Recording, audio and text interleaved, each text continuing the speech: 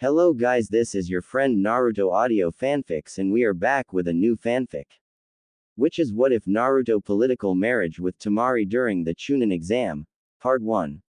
And if you enjoy this fanfic then please press the like button and subscribe to my channel for more fanfic like this. And now let's start the fanfic. Fear was nothing new to Temari. It was an aspect of her everyday life since she was a child. And yet this time was different. This time there was more than just her life at stake, and much more weight sitting on her shoulders. Things were tense on all sides. Everyone was on edge and there was no shortage of suspicion. Greater minds were working overtime to think of solutions. Everything from surrender to an all-out war had been considered.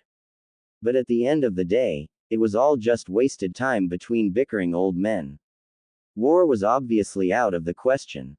Even the most arrogant-minded individuals of Suna weren't able to lie to themselves enough to think they stood a chance against Konoha, especially after what happened during the Chunin exams. No one wanted a repeat of the humiliation that was handed to them. Surrender was suicide at this stage. If Suna showed any sign of weakness after losing so many shinobi, they would become the target of any and all villages with enough guts and ambition. They could defend their home well enough, but they couldn't afford to be trapped in a siege. Desperation had gotten the better of them. They had clutched at every straw, reached farther than they had wanted, even begged for an outcome that didn't leave them at a clear disadvantage. From a political standpoint, they were fucked. That hopelessness and desperation, however, did open up avenues that unfortunately led to her current position. She wished she could say she was happy that she could be of use to her village, to be a key player in the salvation of her home and people, but it would be a lie. The failures of Suna had haunted her for so long already. She wanted nothing more than to focus on her life as a shinobi and distance herself from the politics of it. Yet here she was, the gates of Konoha clearly visible in the distance, and her anxiety growing with every step she made. Her hands had long since gone numb from clenching too hard and she couldn't help but feel like she was noticeably sweating. Those traveling with her weren't saying anything, but it was clear that they were aware of her nervousness. They kept walking for a while, slowly making their way up the main road like a bunch of commoners so as to avoid raising any suspicion. A safe approach, maybe, but it was insulting for a shinobi to be forced to give up all tactical advantage in such a manner.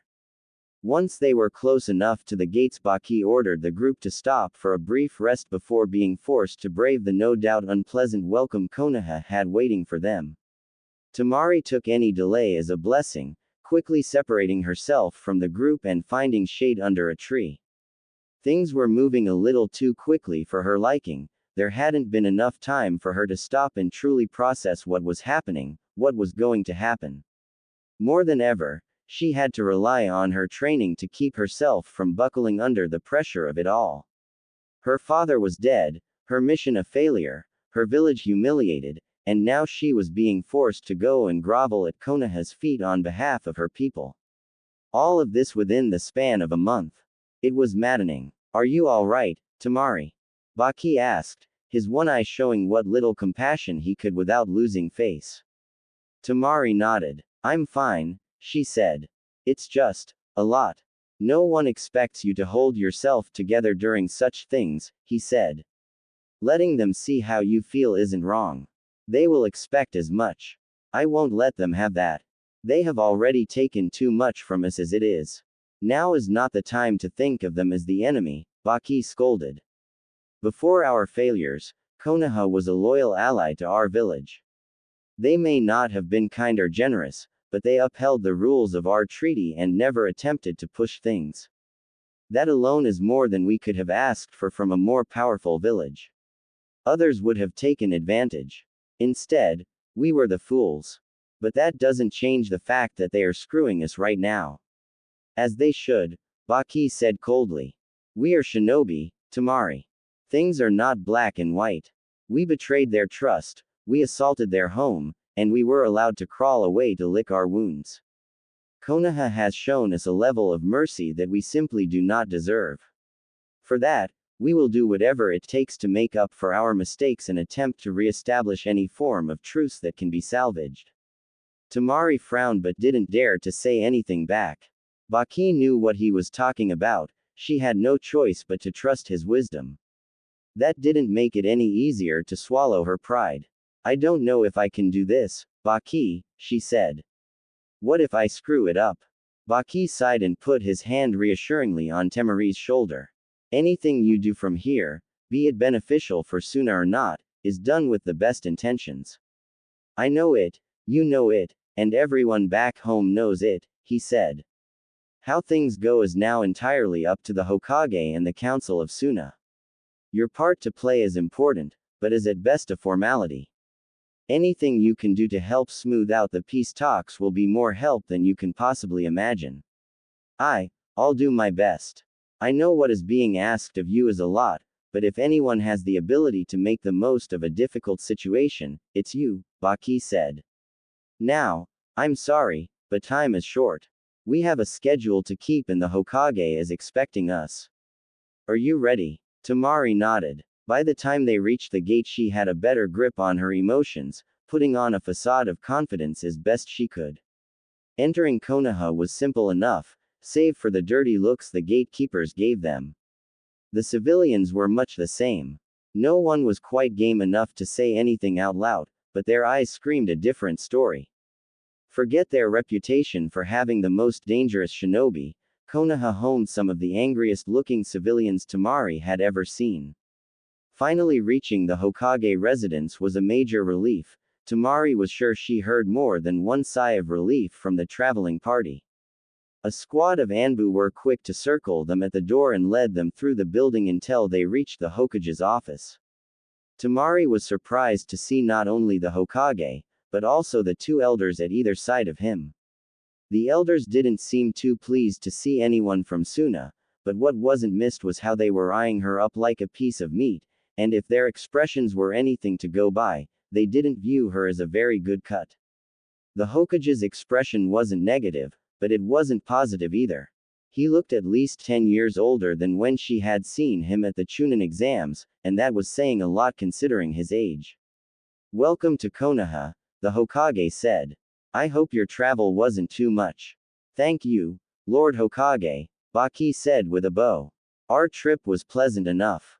I'm sorry to ask, but our ambassadors are tired after the journey and would like some rest.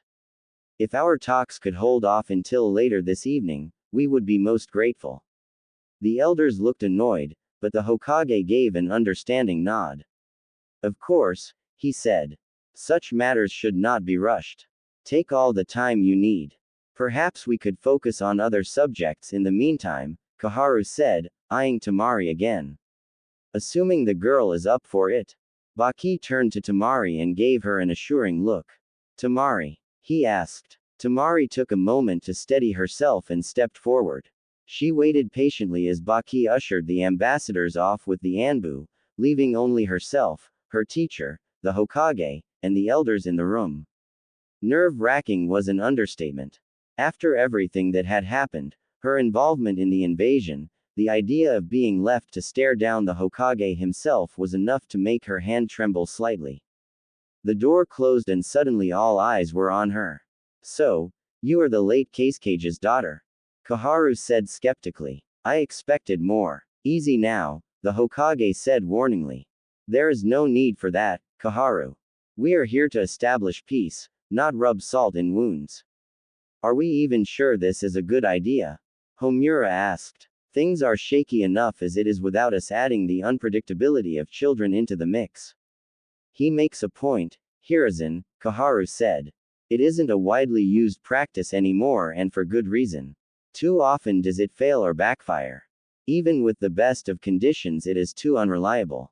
Hiruzen hummed in thought as he too eyed Temari closely, watching how she reacted to his old teammates' statements. To his surprise she was holding her composure well for a genin. My advisors make a good point, Baki, he said. Such a practice was fairly outdated even in my time. While I understand the sense of necessity on your part, we are not so ready to force such a thing upon those who might not be as willing to go along with it. Baki gestured to Temari with his hand. If I may, Lord Hokage. Perhaps it would be best for you to talk to Temari herself on what she thinks of the situation, he said, giving the girl's shoulder a comforting squeeze before stepping back and giving her center stage. Well then, Temari, if you would. I would love to hear your side of things, Hiruzen said, motioning for her to speak. Temari bowed deeply to the Hokage and the elders. Thank you, Lord Hokage, she started, doing all she could to contain her nerves. I understand the proposition that has been put forward to me. The council of my village and my sensei have gone to great lengths to explain in detail what would be expected of me and the importance of such a role in these difficult times. It would be my honor and privilege to serve my village in any way that ensures its survival and safety.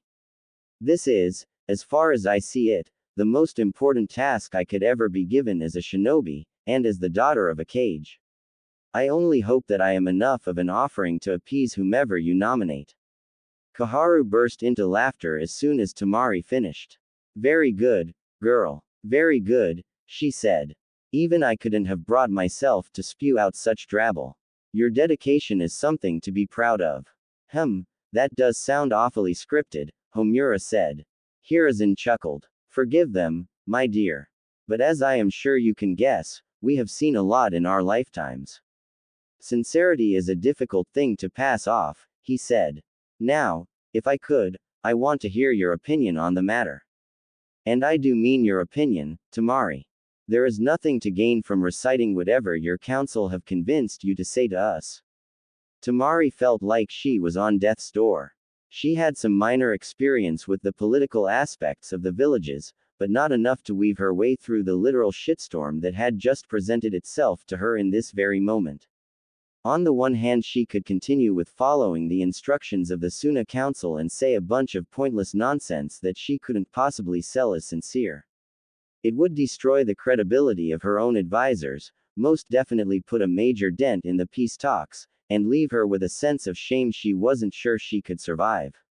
On the other hand, she could tell them what she really thought and ruin any and all chances of a truce, most likely get herself and the other Suna diplomats killed, and start a war that they were specifically trying to avoid. It was a lose-lose situation. Somewhere, deep down in her mind, a part of Temari said, fuck it. If I'm being honest, Lord Hokage. She began. I was not prepared for any of this.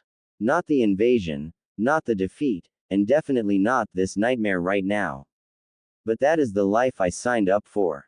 I am a shinobi first and foremost, and I'll be damned if I let my own personal insecurities get in the way of my being anything but an exceptional asset to my village. I love my home and my people. They are relying on me right now and I can't let them down. This decision was made by those much wiser than me with only my village's best interests at heart. I won't let them down. I won't fail my village a second time. So, if you wish to reject the proposal my village has made towards peace, then so be it. But I will stand by the decision and do everything I can to make it work. The room was silent. Baki couldn't help but look down at Temari with pride in his eye. She truly was what any Suna shinobi should strive to be. The elders were both wearing subtle smiles, clearly impressed by the girl's resolve and honesty. It was the Hokage, however, whose expression left something to be desired. He wore a smile, but his eyes were holding back a hesitance of sorts. Temari couldn't tell if it was sadness or fear hidden in the mon's face, but she wasn't about to let it dissuade her.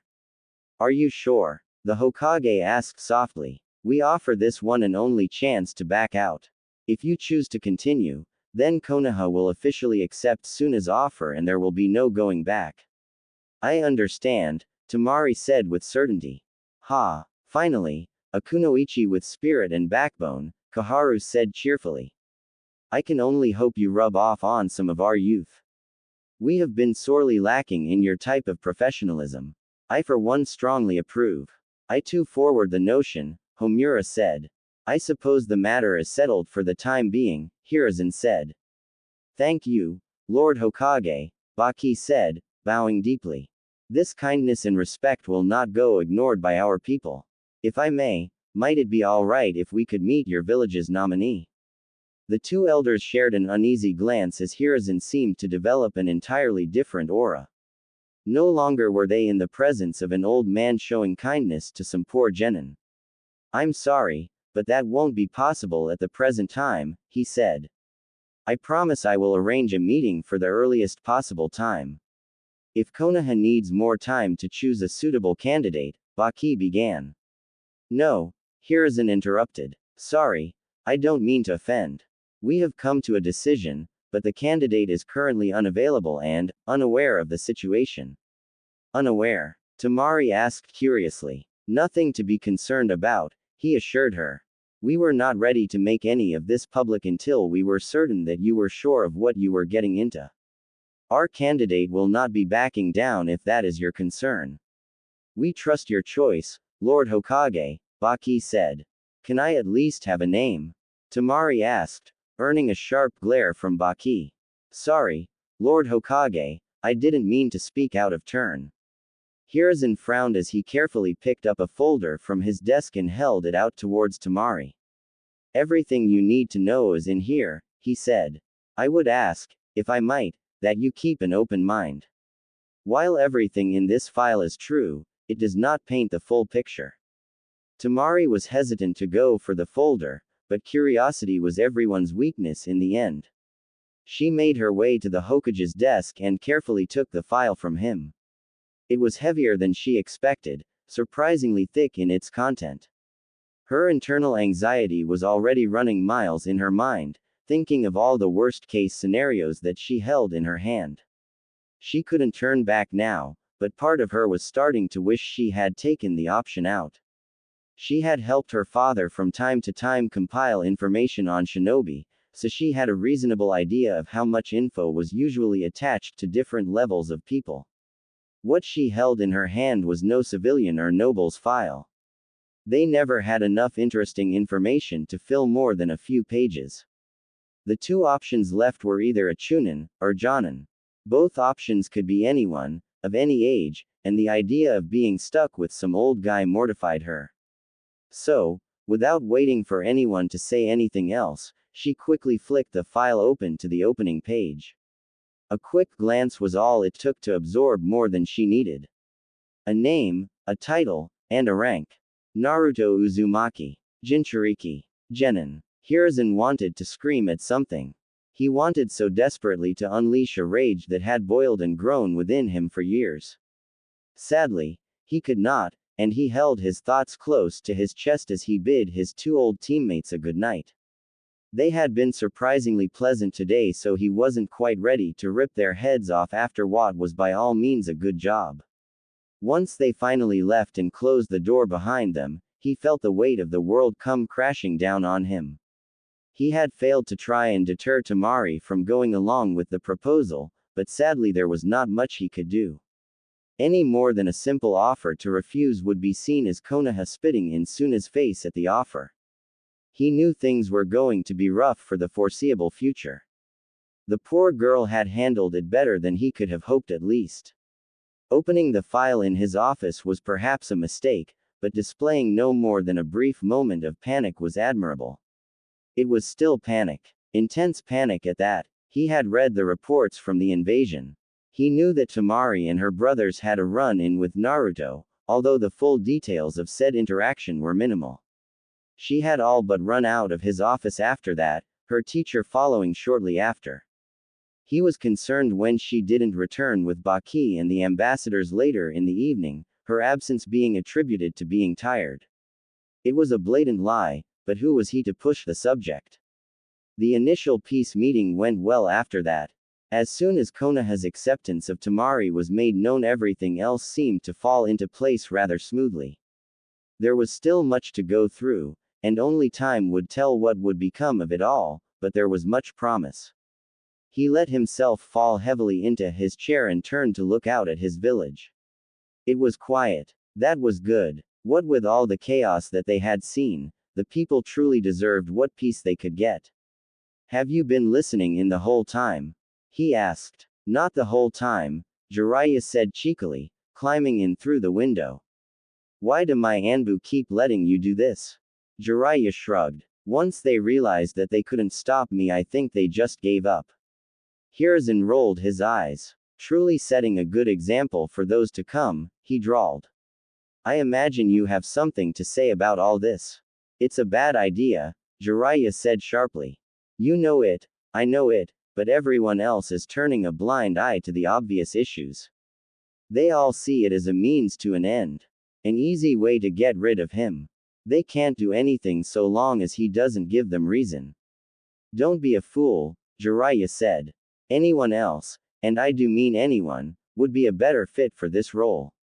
Naruto is a loose cannon and that girl has no idea what she is getting herself into. This is shady and unfair on Suna. Do you honestly expect them to uphold whatever truce you make after they realize what you've done?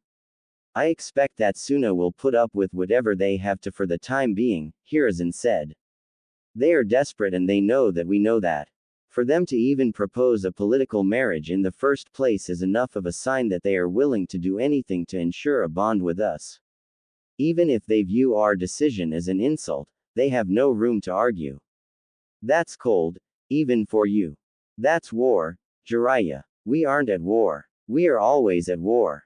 The invasion only made it more obvious, Hiruzen said. Konoha cannot afford to show favoritism to Suna after what they did, and Suna cannot afford to reject what little mercy we are willing to give them. Jiraiya sighed and let it go. He knew how arguing with his teacher would go.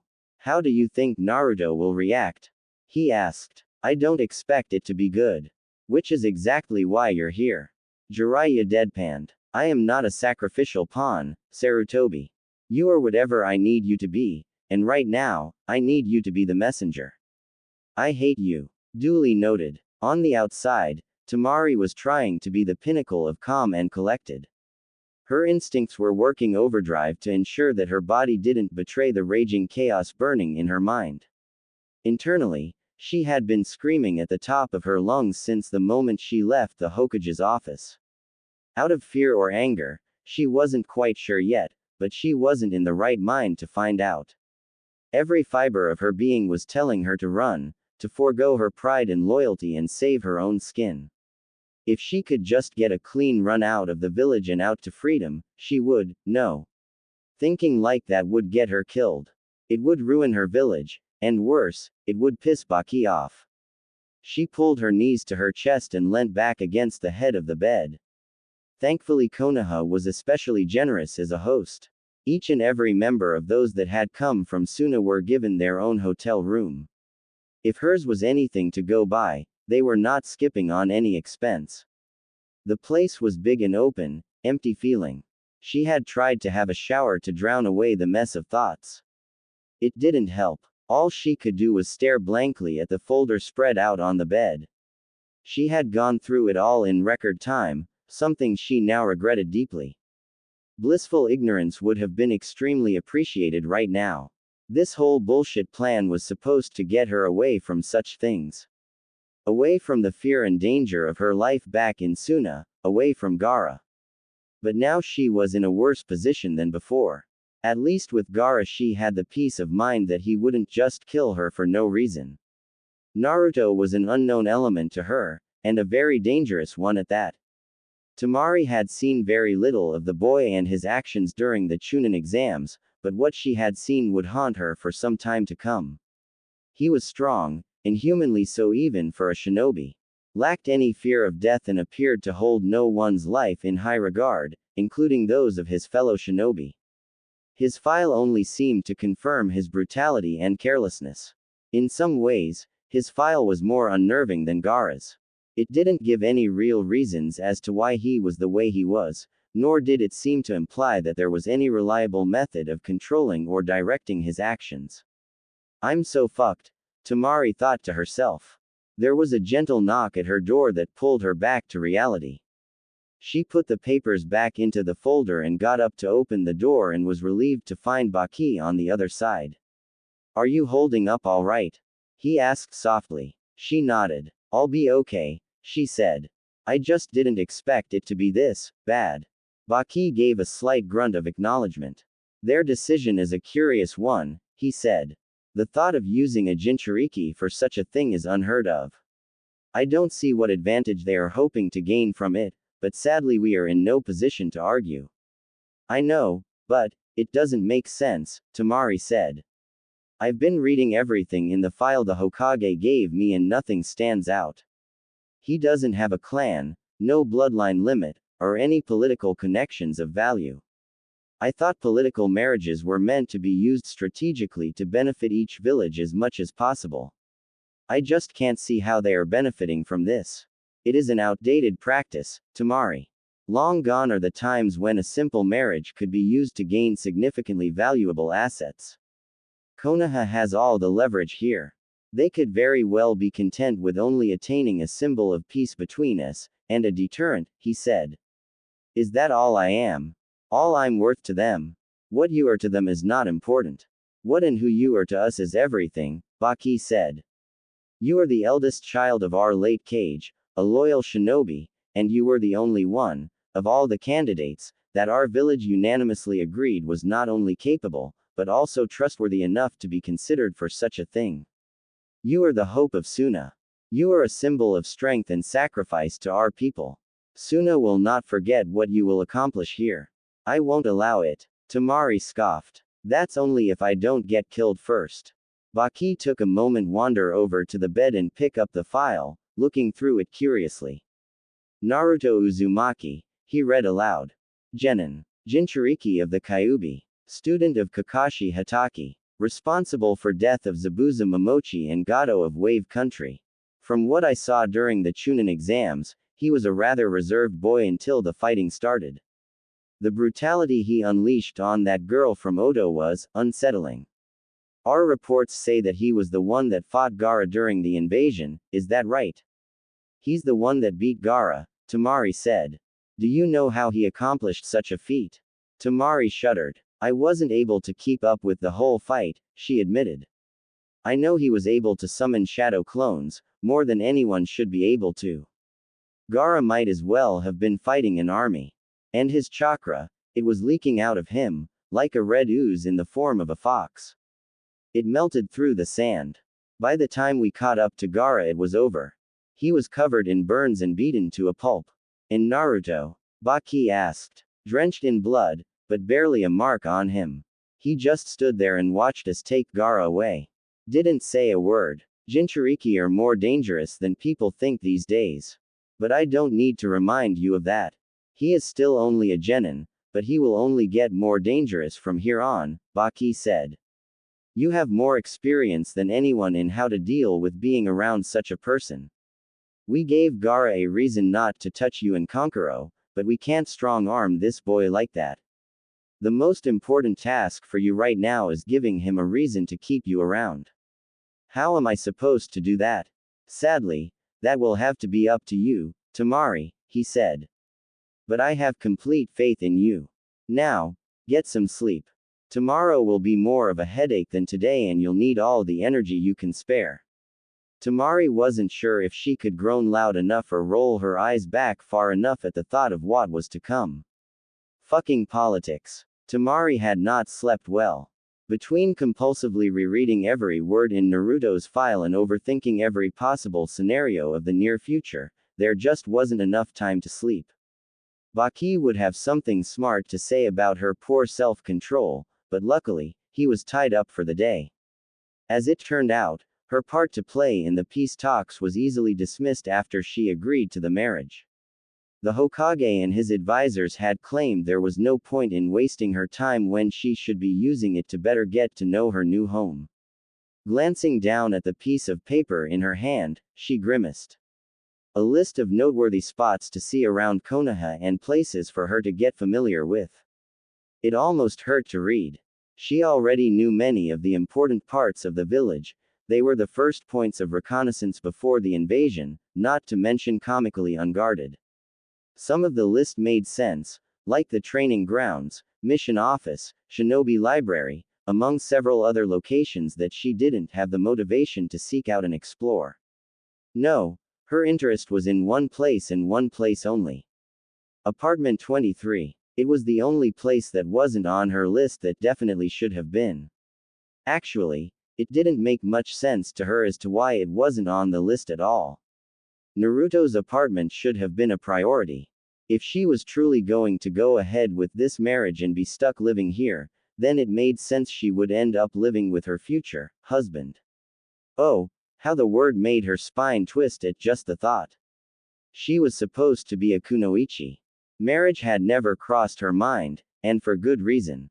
Even back when boys had become somewhat interesting to her, it had never been in such a way. Her whole retirement plan was to just die gloriously somewhere on the battlefield, not marry, grow old, or God forbid, spawn children. Sadly, her dreams of service and glory were quite dead at this stage. Whatever laid before her now was unplanned chaos at best. As such, Temari thought it smart to try and be as prepared for the worst as she could be. For the moment, being prepared meant breaking into Naruto's apartment and seeing what she was dealing with. Finding the place was easy enough. He didn't live anywhere particularly special or hidden. It was a modest place, perhaps a little run down, but not as bad as she had expected. What she didn't expect was the word, Kyubi, to be carved so boldly on the door.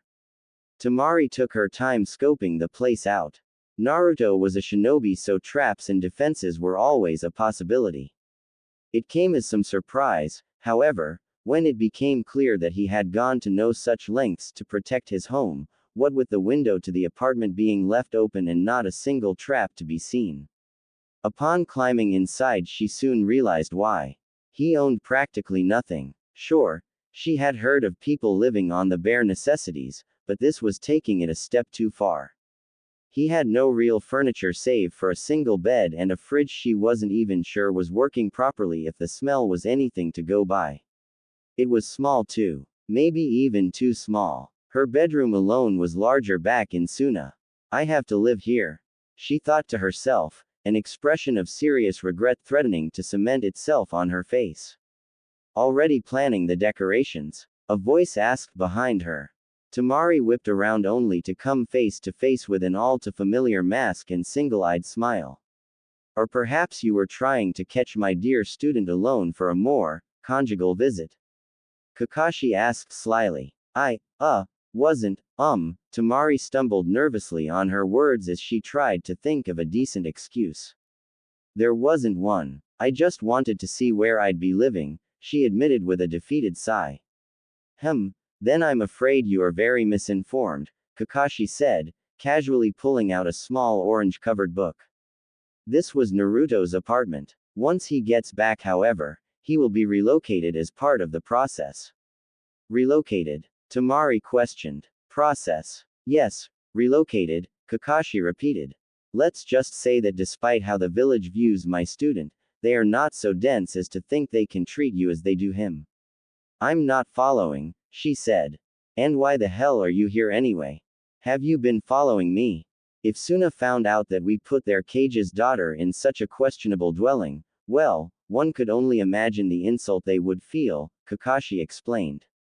No, as much as they will hate it, Konoha will make this whole thing as comfortable and rewarding for you as possible. And I wouldn't call it following. More curious snooping. Still creepy if you ask me. Good thing I didn't ask. Temari rolled her eyes. What do you want? Just keeping an eye on things, he said. You'd be surprised how often someone tries to break in here in hopes of finding something to use against Naruto. So, you two are close? Temari asked hopefully. From what she could see, there was nothing in the apartment she could use to learn much of anything about Naruto, but if she could talk to someone who knew him better, like his sensei, then that could definitely help her plan her approach. Regrettably no, Kakashi admitted. I keep an eye on the place, and I am his sensei, but Naruto doesn't trust me much. Temari stared pointedly at the man's masked face. Go figure, she mumbled as she returned to looking around for clues. Aside from a poster for ramen, there was nothing to take note of. She did spot a small green frog-shaped pouch barely concealed under the pillow on the bed, but she chose to leave that be. This place is useless. You were hoping to get an insight into him, weren't you? She shrugged. Can you blame me? She asked. I didn't exactly talk to him during the Chunin exams. All I have to go off is the file the Hokage gave me, And even that was vague. Perhaps I could help. You said you weren't close. Does a shinobi need to be close to someone in order to know things about them? He asked. Temari quirked an eyebrow at him. Has anyone else ever told you how creepy you are? Many times, he said dismissively. Now, what are you trying to learn about, my dear student? I guess I just want to know what I'm in for, Temari said unsurely. What kind of person he is? Maybe an idea as to what my life is going to be like with him. Kakashi seemed to study her face for a moment before nodding in understanding. You're worried, after what you saw during the Chunin exams. Temari crossed her arms in annoyance. Can you blame me? No, Kakashi answered. You are not alone in your fears. There are many who now fear Naruto. Not just for what he is, but what he is capable of. I don't care what he is. Temari said harshly. I have lived with a Jinchuriki for most of my life. I know what to expect of that. What I don't know is what him being a Jinchuriki has turned him into. What this village has turned him into. Oh, she sneered at him. Don't play stupid, she said. My brother didn't just become a murderous psycho on his own. I know what happens to Jinchuriki. What villages try to make them into. So, what is he? Kakashi actually put his book away at that. He had not expected such a question, least not from someone so young, or from another village. He let out a deep sigh as he sat down on the window. We didn't attempt to make a weapon of him, if that's what you're implying, he began.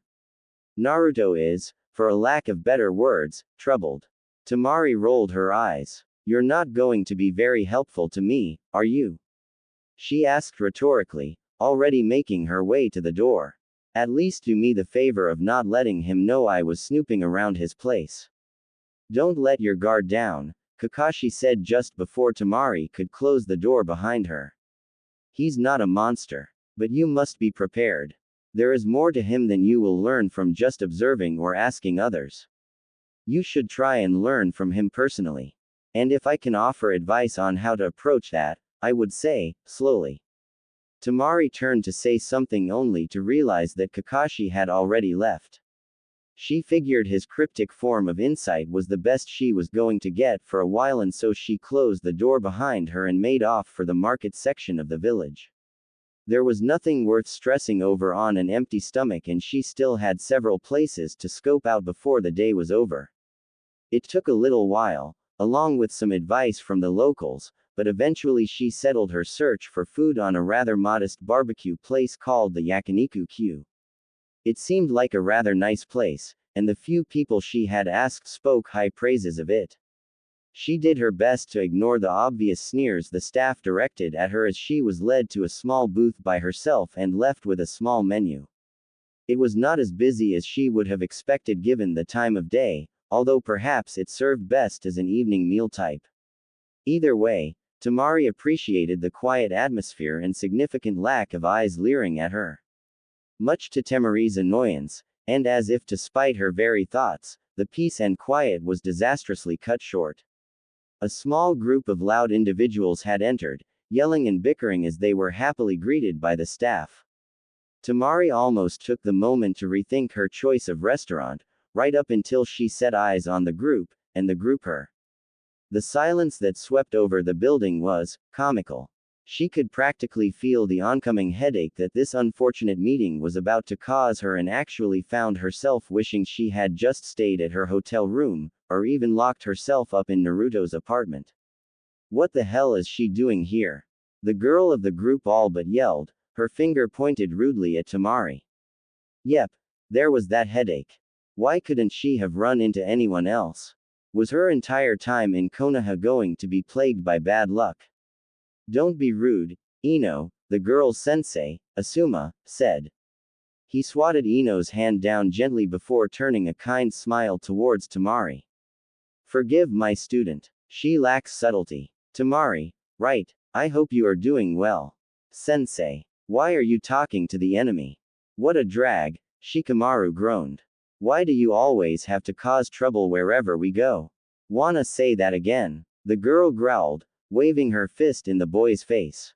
He's got a point, Ino, Choji said, casually stuffing his face with a bag of chips. You really shouldn't just call someone an enemy. But she was there. She helped the invasion. Don't be naive, Ino, Asuma said. Do you really think she would be allowed back into the village if we were still enemies? Ino caught herself before she yelled anything further, glancing stupidly between her sensei and Temari. But what is she doing here? She asked. Why don't you ask me yourself? Temari snapped. Asuma laughed at the gape-mouth expression on Ino's face. Perhaps we could talk over a meal, he said, looking hopefully at the Chunin. If that would be all right with you. I don't want to impose, but I am curious myself of your visit. Temari blinked at the man owlishly. The Hokage hasn't told you. Not yet, but we not long got back from a mission that had us away from the village for a little while, Asuma explained. I'm sure I'll be filled in on the situation soon enough. Well, I guess eating alone would be boring, Temari said. And it wouldn't hurt to be friendly this time around. Awesome. I'm starving, Choji said cheerfully as he sat into the booth, Shikamaru following close behind. Asuma sat with them, but Ino was more apprehensive. She stood there awkwardly for well over a minute before finally succumbing to peer pressure and sitting in the booth with her team, making sure to pick the spot straight across from Temari. Well, Ino asked. Well, what are you doing here? Temari hummed thoughtfully and gestured to the restaurant. I was hungry. I'm getting food. I mean, what are you doing in Konoha? Ino asked. She's here with a diplomatic group from Suna, Shikamaru interrupted. A protection detail. Or at least, that's my guess. Still a know-it-all, Temari muttered, earning a smirk from the boy. So Konoha and Suna are going to be allies again? Choji asked. That would be cool. As long as everything goes according to plan, Temari said. My father mentioned talk with the Council of Suna, Asuma said. But from what I remember, Suna did have some peculiar requests. He stopped talking quickly as Temari gave the Jonin a pointed stare that told him to not go any further. Requests? Ino asked incredulously. How do you people have the nerve? You invaded us. You tried to kill the Hokage. You have no right to ask for anything. Temari held her tongue and grit her teeth. She was confident she could pummel the girl easily enough, but sometimes it helped to have politics as a backing. Well, if that's what you have to say about it, then I suppose you don't mind if I take your words as that of the village at whole? She asked, a victorious grin forming on her face as the expressions of the team in front of her began to drop into understanding. I'm sure your superiors would love to know that you took it upon yourself to weigh in on such a fragile political matter that they have so carefully managed up until now. Ino crossed her arms and turned her chin up. Nice try, but you're just a glorified bodyguard here, she said, ignoring the very intense stares from her team screaming at her to shut up while she could. Even if you weren't, you wouldn't jeopardize a peace treaty. Temari wanted to punch the girl in the face, her near-splintering grip on the table being testament to that. It wasn't until she caught the shocked expression of Asuma that she found herself able to ignore Ino.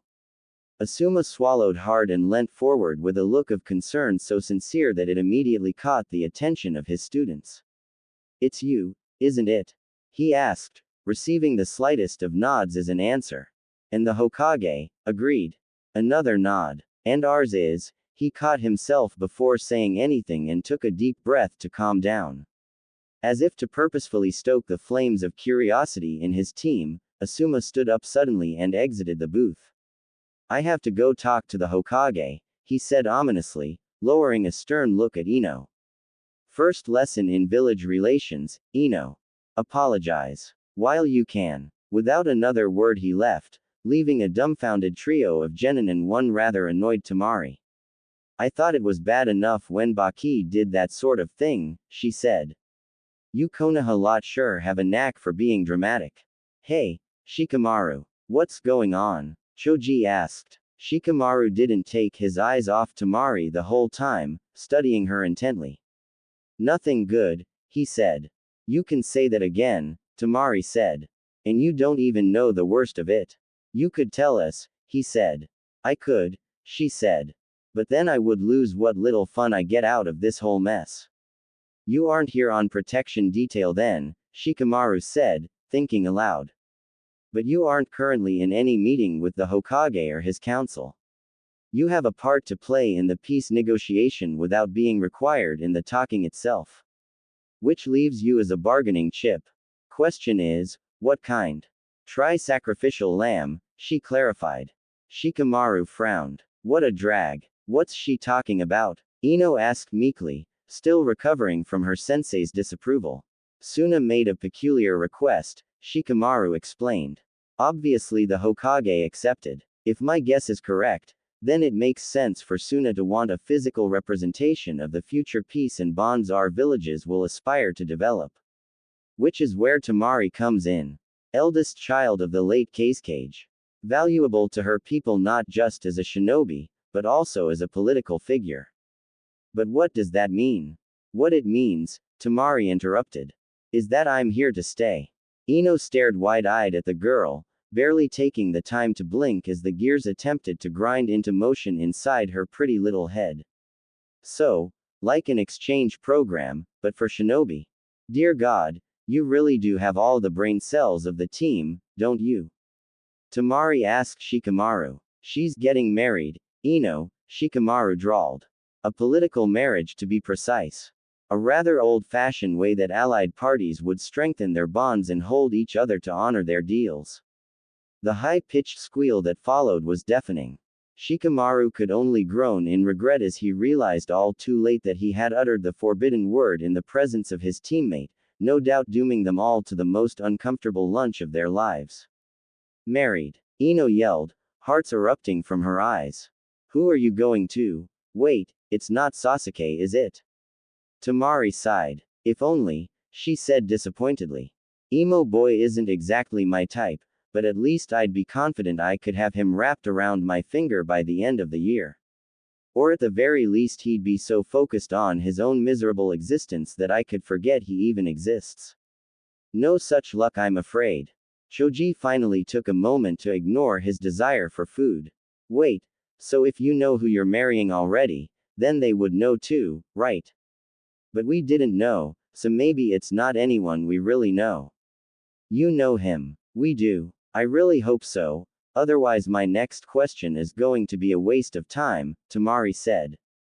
I have a bad feeling about this, Shikamaru said, shuddering as Temari leant towards them. What can you tell me about Naruto Uzumaki? You could have heard a dust mite fart. Ino sat with her mouth hanging open like a distraught fish, and Choji couldn't do more than stare longingly at his bag of chips as if wishing his appetite would come back to him. Shikamaru was even less composed, letting his head fall hard onto the table as two words slipped from his mouth. Oh fuck. Baki had steeled his resolve in preparation for any and all possibilities that he could think of when dealing with Konoha. After all that had happened during the Chunin exam invasion, he knew there would be lingering tension. No one forgave or forgot so quickly. Thankfully, much to his surprise, the people of Konoha had been more welcoming than he could have hoped. While not outright accepting, he and the diplomats from Suna had not been openly insulted. The occasional glare or snide remark was easily ignored. What could not be so easily ignored was the Hokage's decision regarding the marriage proposal. He had put on a brave face for Temari's sake the night before, but he would not let it slide without an explanation. His village was going above and beyond in their offering of the poor girl. Sure, she had no bloodline herself, nor was she expressly powerful. The Kazecage's blood still ran through her veins though. Temari was more than just a potentially good shinobi, she was easily one of the most promising Suna had. If she were to have children, the chances of one of Suna's greatest bloodline limit being passed on was not something to scoff at. To be honest, she was the only chance with the way her brothers turned out. For such an offering to go unnoticed, or rather, unappreciated, was inexcusable. Hence, with what little time he had to himself, Baki had found his way to the Hokage's office, waiting patiently to be seen. He waited longer than expected, being ushered into the office some minutes after arriving and finding the Hokage being helped into his robe by a young woman. Oh, pardon the intrusion, Lord Hokage. Perhaps I should come back another time, Baki said with a deep bow. Not to worry, the Hokage said, thanking the woman and gesturing for her to leave. That is one of our medical nin. After everything that happened recently, they have been keeping a closer eye on me. Baki took a seat. The battle with your former student, he surmised. I imagine it took its toll. Hiruzen chuckled. Age has taken its toll. That battle only proved what damage was already done. But you prevailed. Barely, Hiruzen said. For what it's worth, Suna and Odo truly did have a chance that day. Had things gone differently, I'm sure I would not be here now to have this conversation. Baki swallowed nervously as he started to rethink his intentions for being here. Perhaps questioning the motives of the very person he had tried to help assassinate was not wise. It's for Temari, he thought before clearing his throat. Forgive me, Lord Hokage. I must admit my reasons for coming to see you are less than ideal, he said. You are here regarding Temari's position, Hiruzen said knowingly. You clearly care for the girl. It goes without question that you would be concerned about my choice in the matter at hand. I don't mean to offend. And I take no offense, Baki, he said. But you have questions, and I will answer what I can. Baki thought for a moment before speaking. I saw what the boy is capable of during the exams. The reports I have heard and read about his part to play in the invasion, his ability to defeat our own Jinchuriki, only add to my concerns, he said. I guess, in a sense, I would like to know if Temari will be safe with your decision. Hiruzen took a deep breath. Your suspicions and worries are well founded, he admitted. There is no point in trying to hide it. Naruto is, much like your own Jinchuriki, an unpredictable asset. I would like to play along with the foolish notion the rest of the village maintain by saying we have him under control, but the truth is we don't. He abides by my rules to an acceptable extent. Even listens to me more often than not. But make no mistake when I say that he is loyal to himself and himself alone. Yet he protected the village. Baki asked incredulously. He fought impossible odds against an unleashed Jinchuriki to protect others. It is exactly that kind of thinking that has stayed the fears of so many in this village, the Hokage said sadly. The outcome can always be twisted so easily to make it seem appeasing to the masses. The reality is much less so. What do you mean? Naruto has never once fought for the sake of Konoha. He has never attempted to protect his fellow shinobi, and he certainly did not care for the lives of others when he confronted young Gaara, he said. There is only ever one reason, that I've found so far, for Naruto to fight anything. To prove that he can. Baki frowned deeply and looked at the old man with disapproval. So, Konoha made the same mistake as Suna, he said. Trying to make a weapon of a child. I guess ultimately, we all must suffer for our hubris and cruelty. We did not do as your cage did, Hiruzen said sharply. Konoha has no need for such a weapon, nor would we risk the backlash of it failing as your attempts did. No, we failed in much more shameful ways. Hiruzen sighed deeply and reached into one of the drawers of his desk, pulling out an item wrapped in cloth and placing it gently before Baki. I would have never given Suna's marriage proposal a second glance had Temari not been the candidate you offered. After reading her file I could not help but make the most of an opportunity such as that. A girl, close enough in age, determined and willful, strong in her own regard, with years of experience living around an unstable Jinchuriki. The odds were impossible. All I need was to ensure she herself was willing to go through with it. You asked if Temari would be safe. I believe she will be. You are concerned that my decision is an insult to your village. That I can understand. And so, if you're willing to take an oath of secrecy, I can finally explain. You would trust me to keep a secret? Before our alliance is truly solidified? Baki asked. Hiruzen smiled. I am confident that my explanation will go some lengths in helping solidify the alliance between our villages, he said. Very well then. Do you know what this is? Hiruzen asked, carefully unfolding the cloth to reveal a three-pronged kunai. Baki stared at the kunai with all the intensity his one eye could allow. A dozen puzzle pieces he didn't know were connected suddenly forcing their way together in his mind. It was a truly painful experience.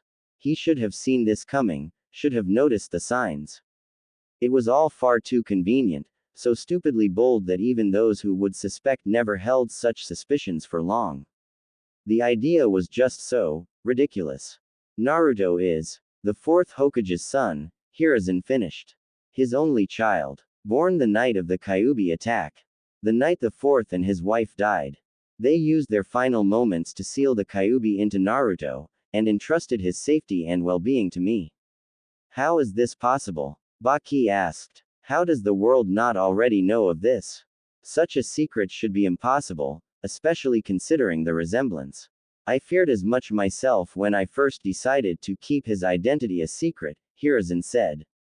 However, as I'm sure you are now aware by your own disbelief, having such a bold resemblance is a trait easily overlooked when nothing else matches up. By some miracle, my failure was my success. Although ultimately neglecting the boy in favor of the village at large, I accidentally created the perfect circumstances for him to slip mostly unnoticed by any who would seek his death or capture. Once I realized my fault in the matter, it was already far too late, so I made the most of a bad situation. Does the boy even know his lineage?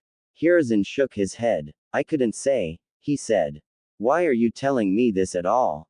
Baki asked. If only I am to know, then the importance of who he is will be meaningless to my village at large.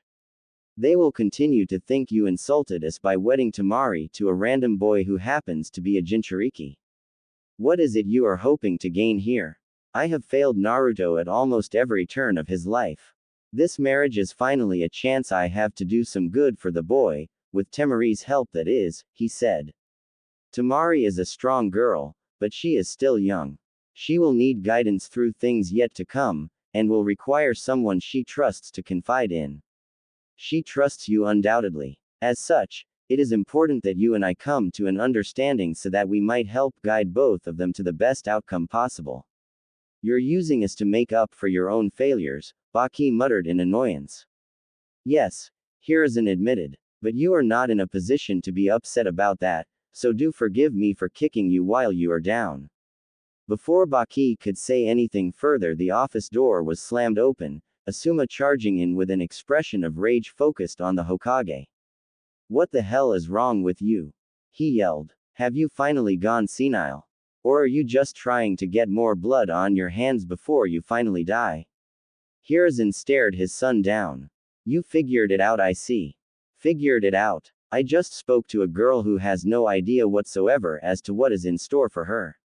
Asuma said. You better have a very good reason for this, or so help me I will. He stopped suddenly, his eyes suddenly fixated on the kunai on the desk. You didn't. He did, Baki said. And as it stands, I do have one question begging to be answered. Where is Naruto? Baki asked. If I am to agree to go along with any of this, I will need to meet him for myself. Hiruzen gave a cautious look to his son. Someone has been sent to collect him, but it may take some time, he said. He is training. Asuma continued to glare at the old man as he carefully placed the kunai back into his desk.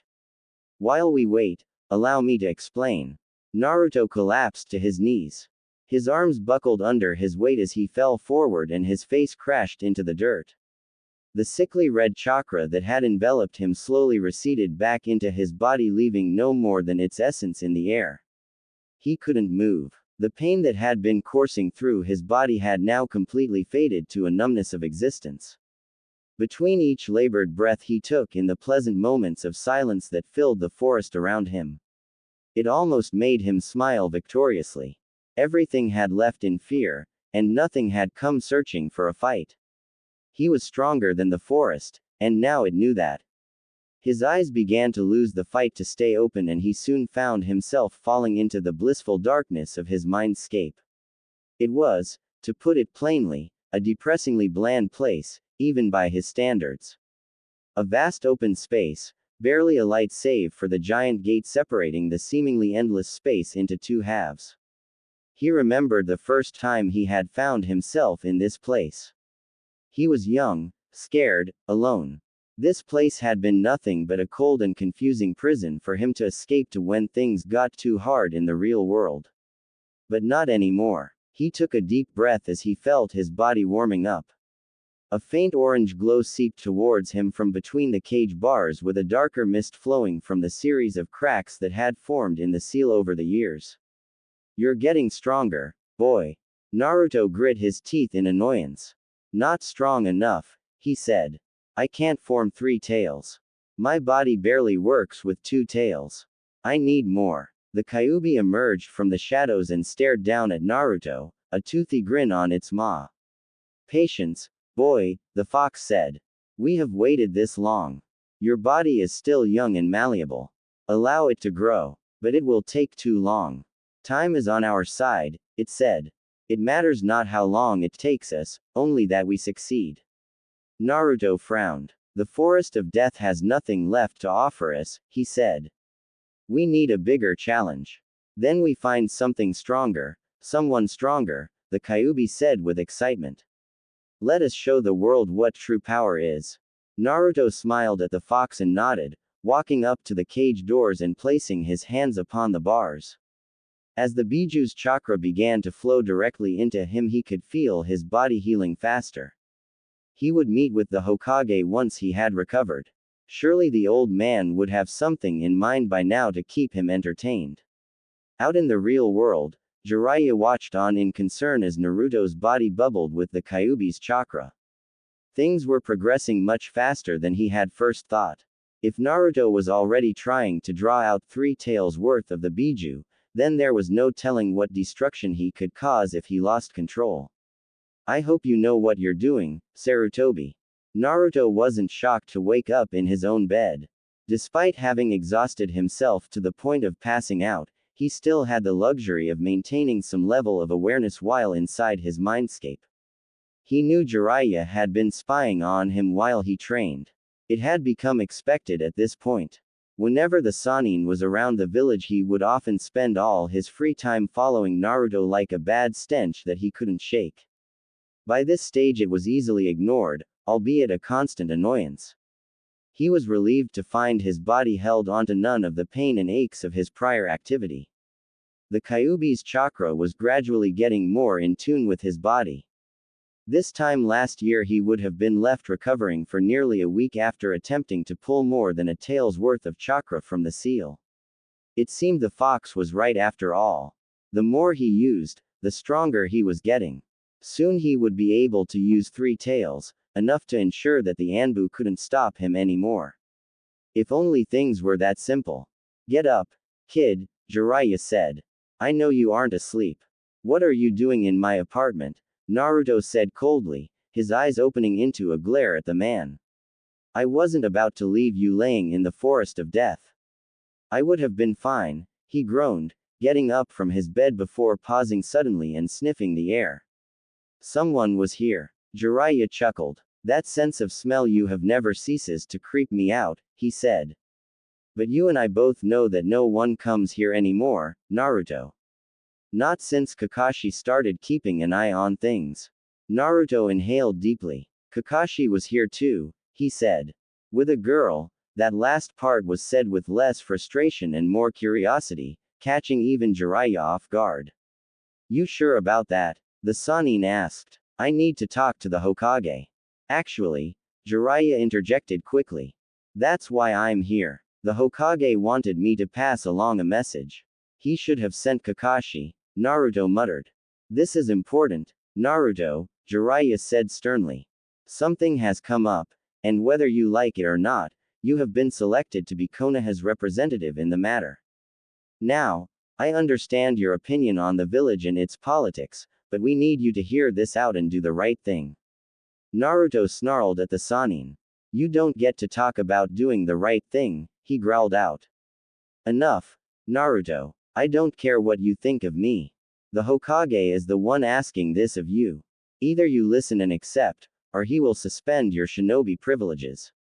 Naruto bit his tongue at that statement. He wasn't an idiot. There was no way he could butt heads with the Hokage, or Jiraiya. Refusal to cooperate would only end to him being locked away with enough chakra-restricting seals to ensure not even the Kyuubi could help him get out. He didn't have to like it, but for the time being it was easy to go along with the village's wishes whenever necessary. They were willing to turn a blind eye to a lot of things, but directly disobeying the Hokage was a stretch even for him. I'm listening. Suna has sent diplomats to negotiate a treaty with us, Jiraiya said. Is Gaara with them? Naruto asked with the slightest hint of excitement. No. The Jinchuriki was not allowed to return until the treaty is solidified, Jiraiya explained. But there is someone you will need to meet, and we need you to be nice. Naruto frowned. I won't like this, will I? He asked, receiving no change of expression from the man. Who? The daughter of the Kazekage, Temari. I believe you saw her during the Chunin exams. Why? Jiraiya took a deep breath. This was where things were really going to get difficult. Because you will need to get to know her, personally. Is she a target? Naruto asked. Or someone close to her? No, well, look, it's complicated, and you aren't going to be happy about it, but trust me when I say this can work to your advantage, Jiraiya said. Suna has offered her to Konoha as their half of a political marriage agreement, and Konoha has chosen you as our half. Naruto's eye twitched. You know I hate your jokes. It's not a joke, Naruto. This is real. You were the one chosen to represent the village in this marriage. I refuse. You don't have a choice. Oh, leave. I'll bring you back. I'll kill you. Quote, quote. You hit your head, didn't you? Jiraiya asked jokingly. Naruto grumbled a few choice words under his breath. There's nothing I can do about this. He asked. No. What does this mean for me? In short, it means you're getting married, Jiraiya said. In broader terms, you'll have to keep up good appearances for the village's sake. It won't look good if she's miserable being with you, so you'll have to at least try and keep her happy, and most importantly, you'll have to keep her safe. Naruto gave the man a curious look. Safe. Jiraiya nodded, internally smirking victoriously as Naruto took the bait, hook, line, and sinker. Now all he had to do was reel it all in, sit back, and watch. Yes, Naruto. Safe, he said. Temari is an important figure to Suna, and this marriage will make her important to Konoha as well. What with the recent invasion, it makes sense that there are those who would rather she and Suna not get this opportunity. Not to mention the other villages who would seek to ruin this chance at our alliance holding true. It's likely that her life will be at risk as soon as word of this spreads. You want me to be a bodyguard? Naruto asked skeptically. After what happened in Wave Country. That's what we are counting on, Jiraiya said, a twinge of guilt burning in the back of his mind. It was bad enough that he had a part to play in what Naruto had become, but playing on the darkest aspects of the boy's mind was sickening. It made him feel too much like Orochimaru to be comfortable with. Naruto's lips ever so slightly twitched at the corners, threatening an all-too-knowing smile as things clicked in his head. Protect her, by any means. Jiraiya looked away in shame, already regretting what he was about to say. By any means, Naruto, he said. Her safety, this marriage, is important to Konoha. Unless the Hokage himself specifies otherwise, her safety takes precedence over everything else, over anyone else. Naruto seemed to take a moment to think Jiraiya's words over. This is what the old man said. He inquired cautiously. The Hokage will confirm the parameters of the agreement with you when you meet with him. When? As soon as you're ready. You will also have to properly introduce yourself to Temari, and you will both have to officially agree to the marriage in front of the Hokage and Suna diplomats, Jiraiya explained. Naruto nodded. I'll think about it, but I'm eating first, he said, making his way to the door. Come get me when everyone else is ready. Naruto, Jiraiya said, halting the boy suddenly and earning him a very annoyed look. This is going to be a good thing. Trust me. We will see, Naruto said coldly before slamming the door behind him. Yeah, I guess we will. Temari remained displeased with her attempts to learn anything substantial about her soon-to-be husband. It had proven to be a painfully uninsightful venture from which she learned nothing more than just how miserable things were going to be for her. Shikamaru had been at least partially helpful, but only to the extent of telling her what Naruto was like during the academy years. Apparently, when he wasn't busy putting other kids in the hospital for any slight against him, he mostly kept to himself. The only positive she got from that was that Naruto didn't actively kill any other kids whilst in the academy. That was where the good news ended. Apparently Ino was friends with the pink-haired member of Naruto's genin team. Temari couldn't tell if the stories were exaggerated, her only comparison being the annoyingly vague mission reports in his file, but what Ino had supposedly heard was unsettling, for them anyway. For Temari, it was like any other day of her life. Gaara was killing people with barely any restraint before he was a genin, so by her standards Naruto was at least less insane than him, or she hoped so. Didn't mean she misunderstood the gravity of the story. Gaara made a reputation of himself by being untouchable. Naruto was making his own similar reputation of being unkillable. Between wearing his orange tracksuit as a target on his back, and his team's strange knack for getting themselves in much more danger than they should have been, Naruto was slowly putting that reputation to the test. Temari. She snapped out of her thoughts as Baki entered her room. Yes. We have been summoned by the Hokage, Baki said. Oh, give me a minute and I'll be good to go, she said, already up and hurriedly tying her hair up. Has something happened? Naruto has returned, Baki said, giving Temari a knowing look. We have all been summoned. You are to meet him, and you both will agree officially to the marriage before everyone. Temari froze for a moment before taking a deep breath. She knew what that meant. I may need a little longer, she said nervously. Baki nodded. Take your time. We are not in a rush. She waited for Baki to leave before she grabbed two large tufts of her hair in frustration. He didn't say it outright, but Baki knew exactly what to say to get the message across. He had been lenient on her during the travels here and all the way up until now, letting her still present herself as a kunoichi of Suna, allowing her to still dress in her preferred attire. It had helped her keep her composure with everything that was happening. It appeared that now was the time that luxury came to an end. There was a certain level of presentation expected by someone in her current position. She let her hair go and went to the wardrobe. While she may have held off on this part for as long as she could, that didn't mean she came unprepared. It wasn't much. A simple long black dress with white trim, a red sash to go with it. Not much of an outfit by diplomacy standards, but it was as far as she was willing to go. Temari understood the importance of looking the part, so she would try. She was expected to win Konoha and Naruto over with her looks. There wasn't any point in fighting. She took what little time she had to get dressed and make sure everything was in order. She decided that her standard 4-ponytail style of hair was maybe a tad too much and instead opted for a tidier single ponytail. The most painful part came when she had to forego tying her forehead protector around her neck, leaving her village's symbol resting on the bed. A glance in the mirror was all she needed to know that the dress looked good, her body finally starting to fill in where it mattered.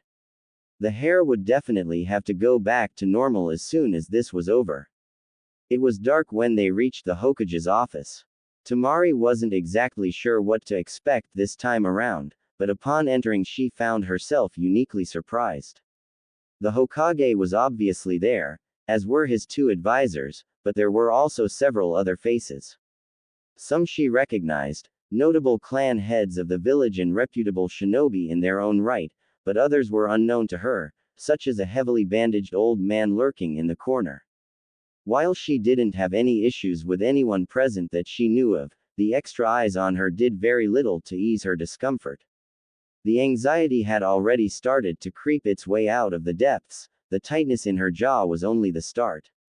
As she and the diplomats made themselves known, Temari noticed one glaring detail missing from the scene before her. Naruto himself was notably not around. A confusing twisted sense of relief and panic started swirling in her stomach. Had he backed out? Was the marriage proposal a failure? What was going to happen now? Was she finally free from this responsibility? Too many thoughts at once and not enough time to carefully shut them all up. How was the sightseeing? Kaharu asked, earning a jump of surprise from the girl. Relax. As much as I would love to live in a fairy tale, I know better than anyone that my days of sneaking up on people are long gone. You're lost in your thoughts, dear. What's troubling you? Forgive me, I don't mean to be rude, Temari said softly, bowing slightly to the older woman. Kaharu chuckled. Don't fret, she said. This is a big deal for you. Your future hangs in the balance. No one here would blame you for being a little distracted. Why are there so many people here? Temari asked. Politics is a crowd sport, dear, the old woman said with a smirk. No one likes the responsibility, but the feeling of being important to the village is addictive to most. The clan heads have no say in the matter, but if letting them sit in on such events and allowing them to have an opinion makes them feel special, then all the better. I imagine Suna handles such affairs differently. My father never coddled anyone's pride, Temari said. If they didn't need to be around, then they weren't. No one liked it, but no one challenged it either. Efficient. I can respect that. Short-sighted perhaps. Konoha prides itself on the strength of our clans, but it is foolish to assume such tactics would work for all villages. It's kind of nice, Temari said. It can be, sometimes. I don't mean to ask out of turn, but isn't someone missing? Kaharu nodded knowingly. You are right to be curious, she said. Many here are just as interested to see the outcome. The Hokage insists the boy will show. And what do you think? I think the boy is problematic at the best of times. If he knew not showing up would make everyone stress, then he would have to be dragged kicking and screaming. Temari gave the woman a strange look. You don't talk about him like you hate him, she said. Everyone else is afraid of him, or talk about him like he's the plague. Kaharu scoffed. I'm far too old to be afraid of some child, she said. Naruto is a headache. Unruly and not without issues, but I've seen worse. Hate is also something I cannot afford to waste time with. If I hated everyone that caused me annoyance, half the world would be on that list. Should I be worried? Temari asked. Everyone I've spoken to won't give me a straight answer.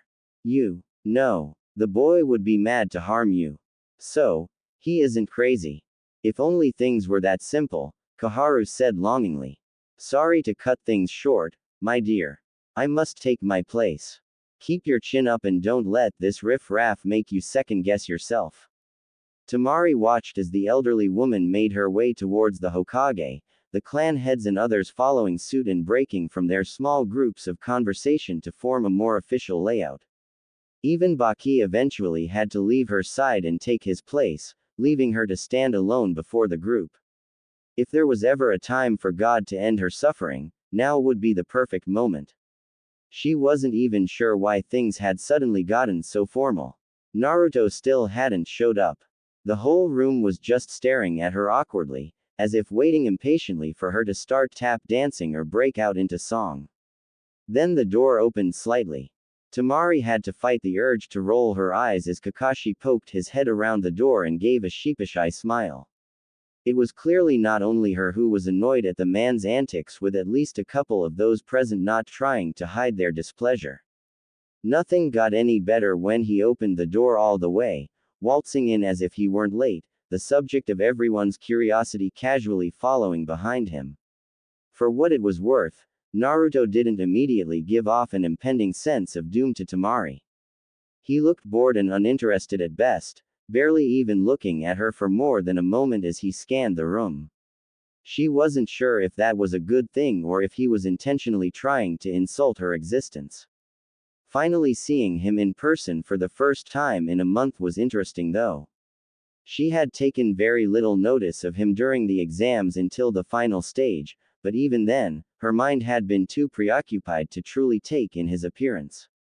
It was not often she met many other blondes. Even if her hair was noticeably less vibrant with color, it was still a nice thing to notice. He was still shorter than her, but somehow it seemed less so than before. He couldn't have gotten taller in a month, could he? No, she was definitely remembering things wrong. About damn time, Sum said. Can we hurry up and get this over with? I have better things to be doing. Of course, Hiruzen said, gesturing for everyone to take their respective seats and for Naruto and Temari to take their place center stage, so to speak. Now that everyone is here, we may proceed. Are we sure this is something we are willing to agree to? Inoichi asked. You have objections? Homura inquired. I think it's fair to say that we are all curious as to the circumstances at hand, Shikaku said. This is not some standard peace deal. What it stands for is one thing, but if I'm being honest, most of us are more curious as to what it means. As the parents of the next generation of valuable clan heirs, this meeting could easily have started on a far less than friendly tone. Your concerns are noted, but such a discussion will be had at a later date, Hiruzen said. Why not now? Sum asked sharply. Maybe we can avoid this mess to begin with. Because I said. Hiruzen snapped. Do not fool yourselves into thinking that any amount of words and complaints will change the outcome of tonight. You are here to bear witness to the decision we have made. The only ones who can change what will happen here are standing before you now. So please, do pay attention. Temari, Naruto, if you would. Temari was quick to start on K. She stepped forward and bowed deeply. Thank you, Lord Hokage, she said. I am honored to be here. All of your presence means a lot to both myself and my village. The acceptance of our proposal, and by extension, me as the candidate, goes a long way towards rekindling the friendship our villages have shared over the years. While not unexpected, Temari was a little surprised to see her words had at least somewhat charmed the clan heads. A few prideful smiles being shared as she gave them the satisfaction of groveling at their feet. It was sad to see from the members of a village that often claimed to be above such things. It was not to last, thankfully, as all attention quickly turned to Naruto, who much to his credit had not reacted to her little speech. I'm not sucking up, he said, ignoring everyone else and staring down the Hokage. Temari gave the boy a stupid look. Was he trying to piss them off? The whole room was death glaring him, save for Sum, the Inuzuka clan head, who was actively holding back the urge to laugh. Naruto, Hiruzen said warningly. Naruto continued to stare blankly. No, ahem, maybe it is wise to simply move on, Koharu said. Very well. As you are all aware by now, we are here to officiate the proposal made to us by Suna, Hiruzen began. A political marriage is an uncommon practice, but holds its place firmly in the history of Konoha and all the greater villages. As such, it was not without much deliberation that I chose to accept their offer. To say that Temari is the perfect candidate would be an understatement. Suna could not have offered better, or more meaningful. The meaning behind such an offering has not been lost on me, and I trust it has not been lost on any of you, he said, earning several nods of agreement and understanding. Your collective concerns, I might add, are justified, he continued. During the time I had to consider my response, I did in fact think of approaching several of you about your children's potential in representing our village in this matter. Needless to say, I came to a better solution. You call this better? Inoichi asked skeptically. Do you have a better idea? Hiruzen asked. No one said a word, leaving the room in a state of awkward silence. My choice stands, he said. Naruto will act as Konoha's candidate for the marriage. The two need only agree to the terms officially before us all here. From there, dates can be set and progress made towards ensuring a lasting peace and bond with Suna. Everyone once again turned their eyes to the two standing before them. Temari. Her heart was both pounding in her chest and yet threatening to stop at any moment. Each slow agonizing beat forcing tiny breaths from her lungs. It hurt, but thankfully the pain was a good grounding sensation. Yes, Lord Hokage. Hiruzen cleared his throat. Do you, Temari of the Sand, agree and accept the terms set forth by your village and its council? Do you understand and accept all of the conditions and expectations laid out before you in this marriage? I do. And you, Naruto, the Hokage said. Do you agree and accept the terms put forth by myself and the village of Konoha? Do you understand the expectations we have for you and are you willing to proceed with them? Temari's eyes were glued to the Jinchuriki, patiently watching for some sort of change, any reaction or inclination into what he was thinking. It was small, but there was a slight shift in his features, glancing changes, as if he was talking to himself in his head. Eventually his eyes turned to her, an intense gaze that somehow made her forget about all the other eyes on her in the moment. She knew what he was doing. Watching her as she watched him, scanning her for something. It dawned on her that she had no idea what he could possibly be looking for. It wasn't until his eyes drifted down to her hands that she even noticed her own minute tremors. On reflex she clenched her hands together. It was bound to happen, but Temari wasn't quite ready for the instance that they locked eyes. She was embarrassed to admit that she knew how pathetic the look she was giving him was.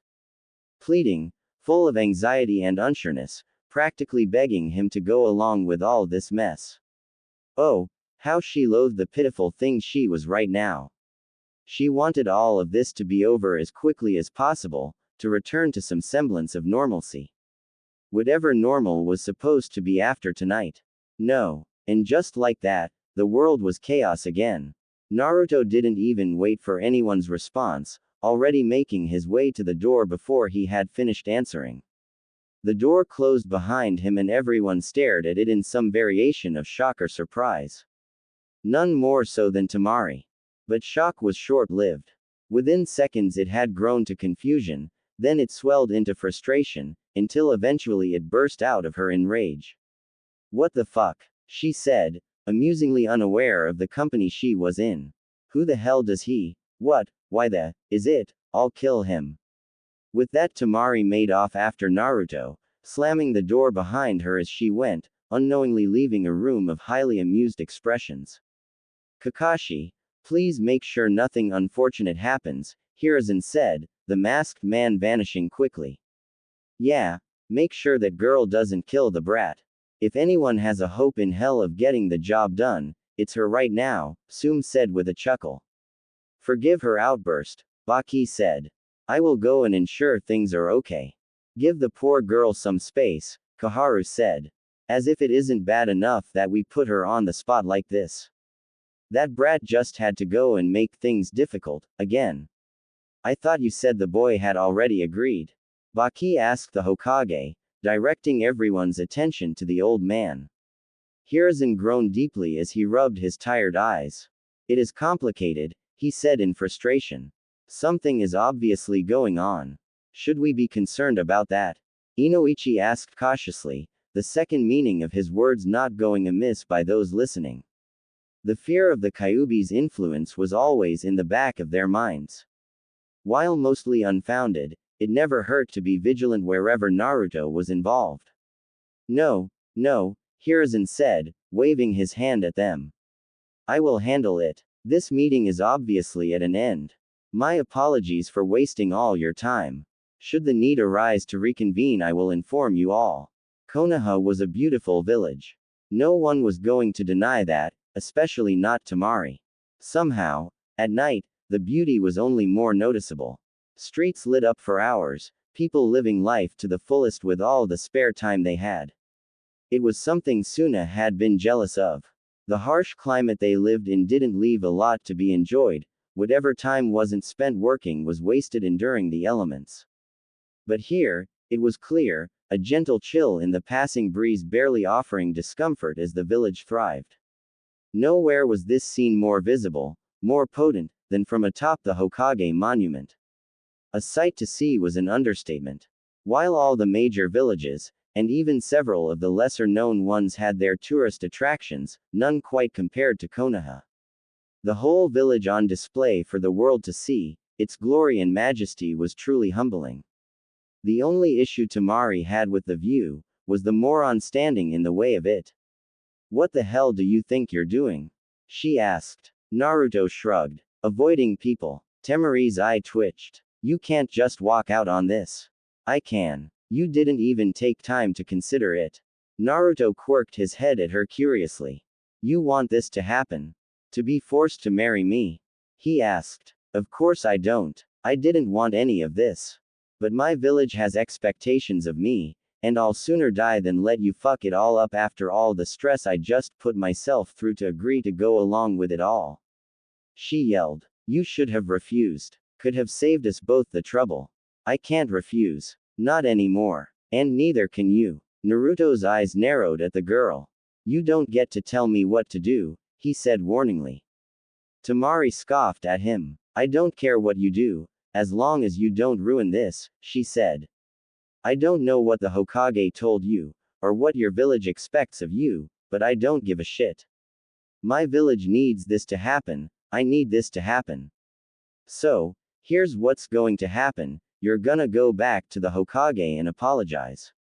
You're going to agree to the marriage, then, once everything is finished, we can go about our lives as if neither of us exists, save for the occasional necessary meeting or public show. I stay out of your way, you stay out of mine. Why should I? Because if you don't, I'll make it my life's mission to make sure you regret it. The smile he gave her was almost enough to have her seeing red. It was some twisted combination of smug and challenging. I'd like to see you trail. Crack.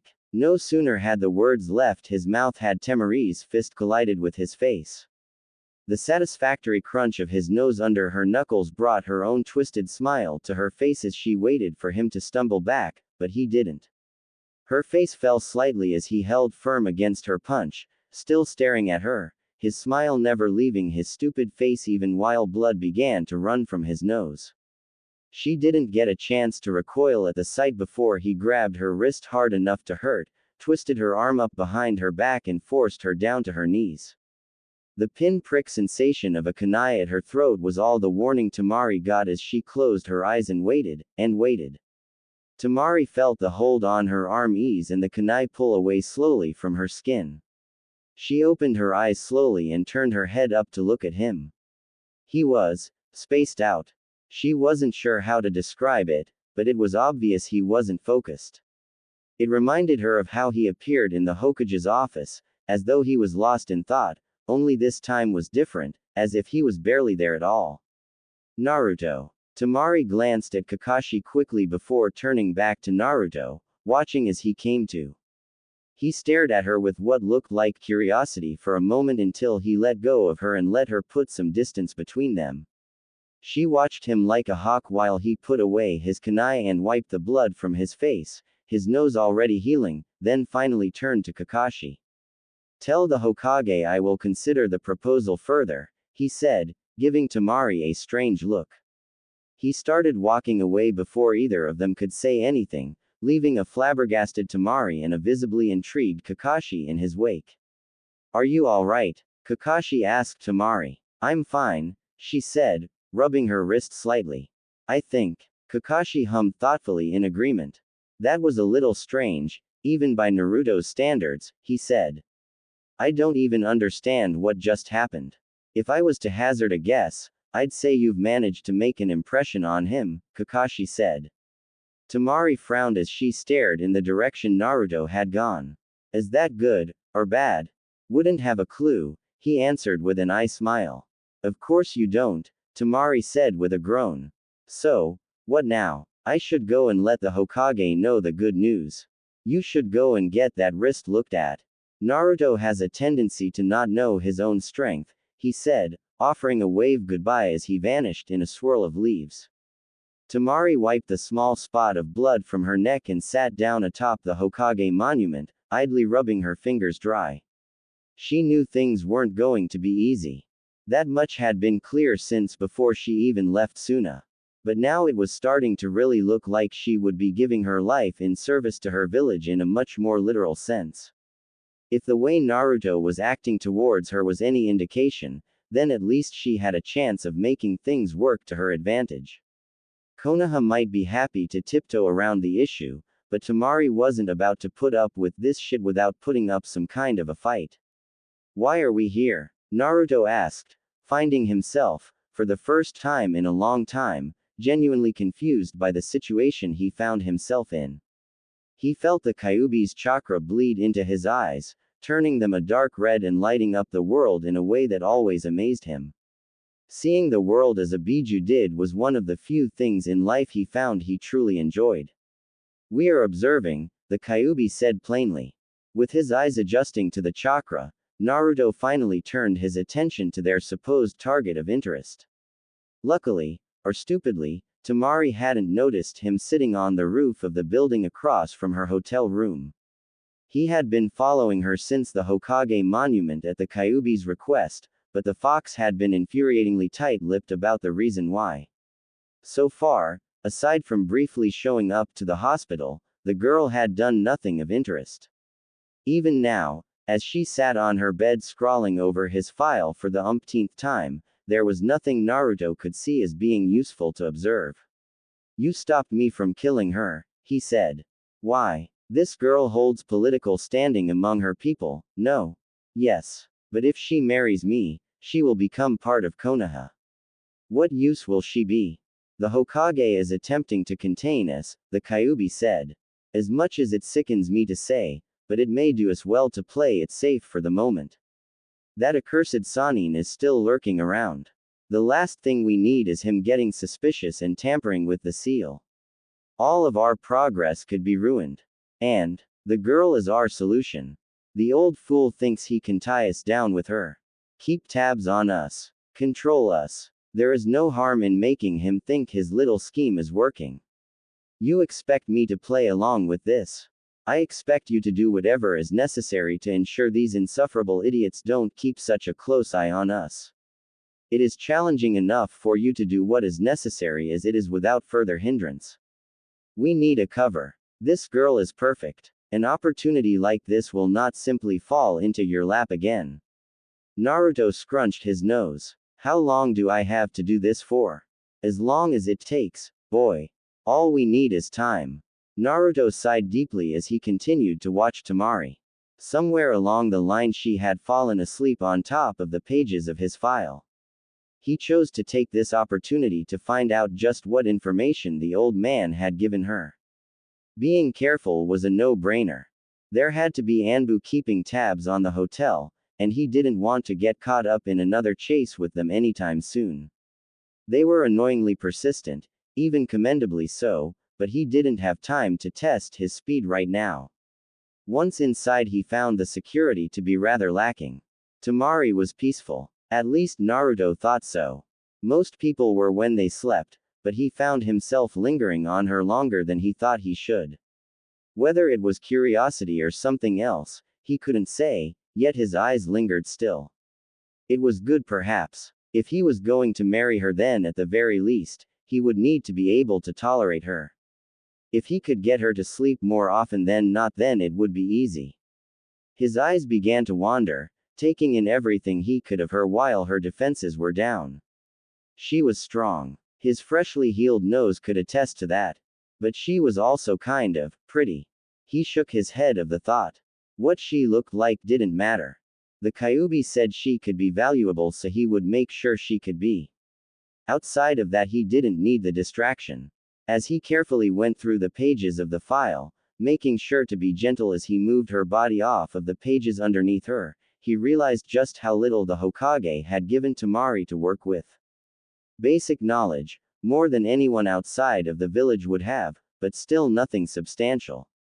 Nothing of his past or time before the academy.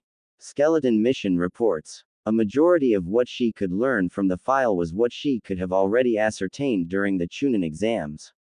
It was the page she had fallen asleep reading that had him the most intrigued.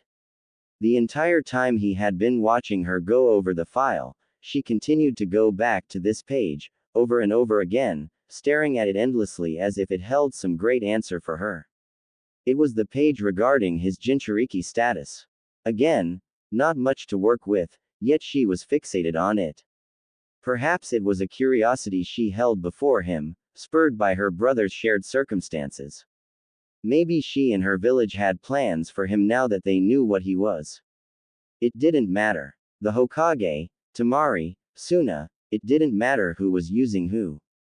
All that mattered was that no one got in his way. Naruto took the time to carefully put the file back together and place it on the bedside table. This little venture had proven to be rather pointless, but at least he knew where things stood. He turned out the light as he went, taking a quick second to once again look back at the sleeping form of Temari. You suck at pretending. Temari sat up but not fast enough to catch a glimpse of him before he was gone. She let out a breath she hadn't known she was holding and went to close the window. There was no way the window being closed or not was going to make a difference. If someone wanted her dead, she'd be dead. She was almost sure that's what Naruto was sneaking in here to do. Much to her annoyance, his intentions and true character continued to elude her. Only the rest of my life left to put up with this shit, she thought to herself cynically. Fuck, I need a drink.